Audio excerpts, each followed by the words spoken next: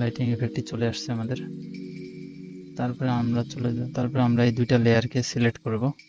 এটা হচ্ছে পূর্বের, এটা হচ্ছে পরের। দুটা লেয়ারকে সিলেক্ট করব, করার পরে এখানে কন্ট্রোল জি চেপে গ্রুপ করে দেব। দেওয়ার পরে এই ছবিটি কন্ট্রোল চেপে ধরে এই ছবিটির উপরে একটা ক্লিক করে দেব। দেওয়ার পরে এই গ্রুপ সিলেক্ট থাকা অবস্থায় অল্টার চেপে এখানে একটা ক্লিক করে দেব মাস্কিং করার জন্য। তারপরে এই অপশনটি সিলেক্ট থাকা অবস্থায় ব্রাশ টুলটি নেব, নেওয়ার পরে এখানে 100%, তারপরে এখানে সফট ব্রাশ, নেওয়ার পরে ব্রাশটিকে বড় করে নেব। নেওয়ার পরে এখানে সুন্দরভাবে অ্যাপ্লাই করব ব্রাশ টুলটি। দেখুন লাইটিং ইফেক্টটি যতটুকু অংশ উপরে প্রয়োজন সেটা উপরের দিকে চলে আসতেছে।